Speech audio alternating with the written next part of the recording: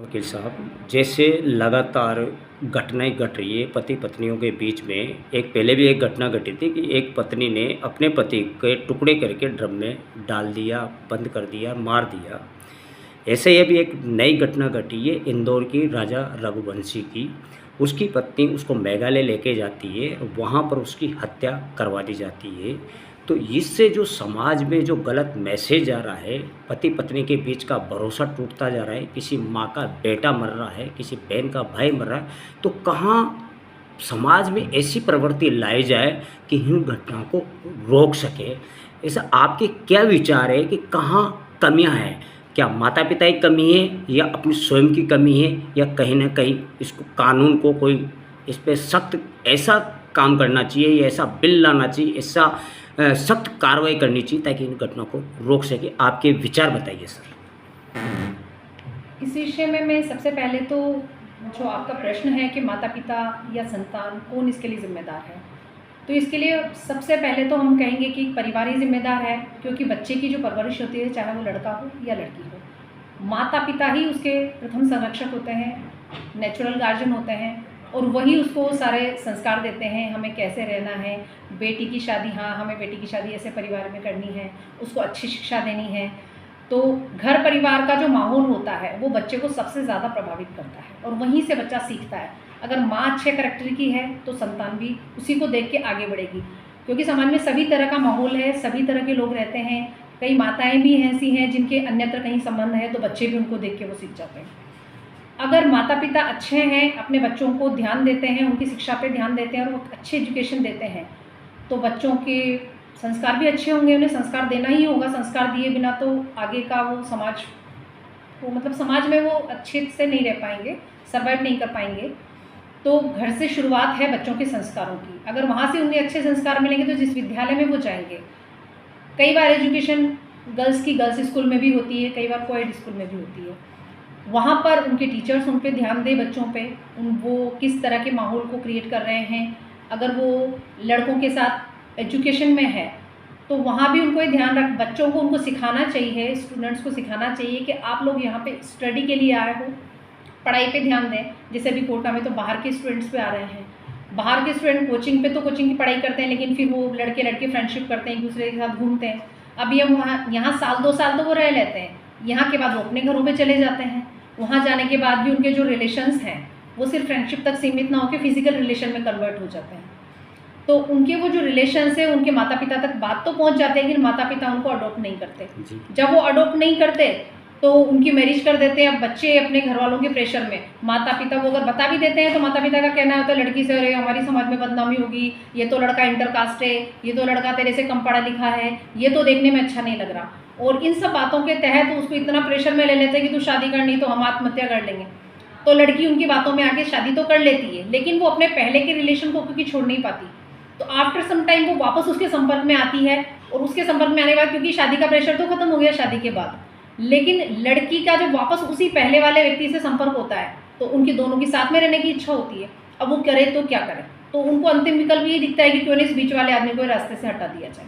तो इसलिए सबसे ज़्यादा ये घटनाएं हो रही हैं। तो सबसे पहले तो हमें संस्कारी बच्चों को ऐसे देने चाहिए कि जहाँ हम चाहें वहाँ बच्चा शादी करे, पहली तो यही होना चाहिए। लेकिन फिर भी जैसा कि समाज में परिवर्तन हो रहा है, लगातार एजुकेशन बढ़ रही है, लोगों में आज़ादी की भावना बढ़ रही है, बच्चे पढ़ रहे हैं तो जानते हैं हम अपना अच्छा बुरा सोचने में सक्षम हैं।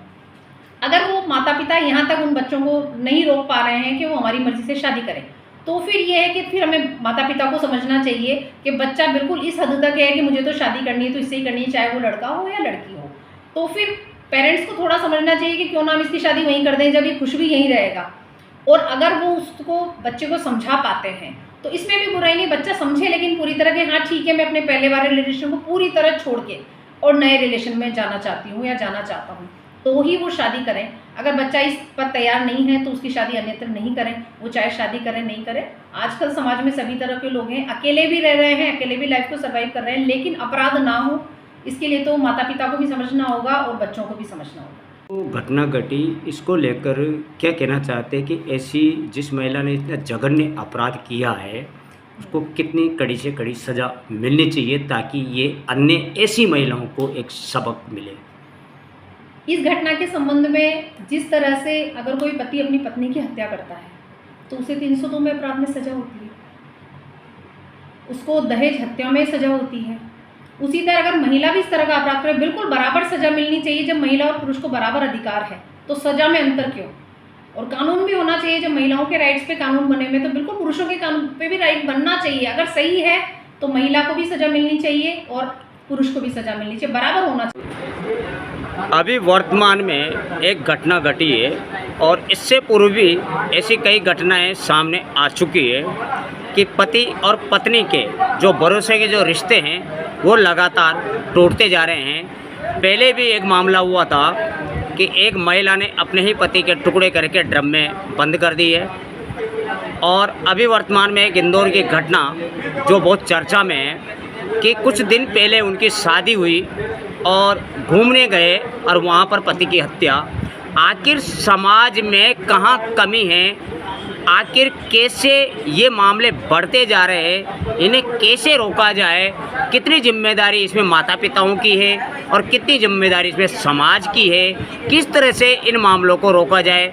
अन्यथा आने वाली जो जनरेशन, आने वाले जो युवा है वो कहीं ना कहीं शादी से डरते चले आ रहे हैं। जी साहब। हाँ जी, परिवार का ताना बाना समाज में ढीला पड़ता जा रहा है जी। इस तरह की घटनाओं का ये भी एक बहुत बड़ा कारण है। वरना पहले पति पत्नी में अनुभव हो गई या कोई घटना इस तरह की हो गई तो परिवार के लोग बिठा के समझा दिया करते थे जी। और इस तरह से पारिवारिक ताना बाना मजबूत होता था।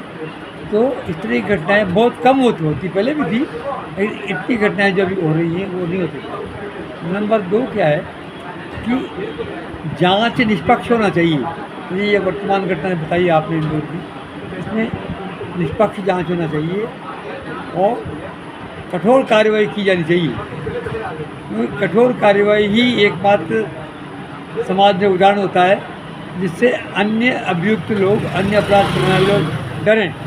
मतलब समाज में कानून का एक भय होना चाहिए जो कम होता जा रहा है। तो मुख्य बात यह है कि इस तरह की घटनाओं से पारिवारिक जनों में आपस में जो एक विश्वास होना चाहिए वो कम होता जा रहा है। इसकी मुख्य बात यही है कि एक पारिवारिक ताना बाना मजबूत हो, और नंबर 2 क्या है कि देश के अंदर ऐसी स्थिति पैदा हो जाना चाहिए कि लोग अपराध करने से डरें और ये जाने यदि हमने अपराध किया तो हमें कठोर सज़ा मिलेगी। और ये भी समझाया जाना चाहिए लोगों को, भाई एक परिवार टूटता है उसका प्रभाव कई लोगों पर पड़ता है, परिवार के अन्य जनों पर पड़ता है, समाज के लोगों पर पड़ता है। तो इसलिए मुख्य बात यह है कि ऐसी घटनाओं के अंदर निष्पक्ष जांच होकर कठोर कार्रवाई की जानी चाहिए ताकि अन्य लोगों के लिए ये जो लगातार ऐसे मामले बढ़ते जा रहे हैं, कहीं इसका जिम्मेदार सोशल मीडिया तो नहीं, या इसके जिम्मेदार कहीं ना कहीं अपने परिवार की कमियां तो नहीं कि अपन बच्चों को छूट देते थे, तो कहीं ना कहीं बच्चों पे माता पिता की पाबंदी। दूसरी जो पति पत्नियों के जो रिश्ते होते हैं ये एक भरोसे के रिश्ते होते हैं, एक विश्वास के रिश्ते होते हैं जो जीवन भर साथ का रिश्ता होता है।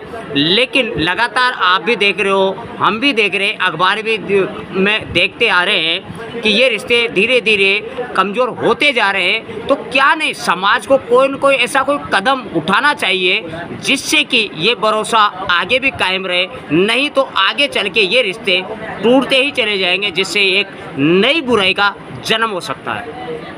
देखो ये बात आपकी बहुत सही है कि स्क्रीन टाइम कम होना चाहिए। लोग बहुत मोबाइल देख रहे हैं, रात को 3-3 बजे तक 2 बजे तक बच्चे देख रहे हैं, जवान लोग देख रहे हैं, महिलाएं देख रही हैं। यानी कि ये जो क्योंकि ये जो सोशल मीडिया है ये सब काल्पनिक है, वास्तविक जीवन नहीं है। ये जो उदाहरण पेश किए जाते हैं तो लोग समझते नहीं हैं और इस कल्पना को अरे भैया ले जा कि ज्ञान का उपयोग लेना चाहिए सोशल मीडिया से, बजाय इसके कि ये घटनाएं एक दूसरे के ऊपर कटाक्षबाजी और झूठी घटनाएं, तो इनके ऊपर हटा करके और हमको ये चाहिए कि और पुलिस को भी चाहिए कि जिस तरह की घटनाएँ घट जाती हैं पति पत्नी के बारे में ऐसे, तो इनका निष्पक्ष जांच करके कठोर से कठोर जो कार्रवाई इंदौर की। में जो घटना घटी है उसको लेकर क्या मैसेज देना चाहते हैं आप आम नागरिकों को, कोटा की जनता को?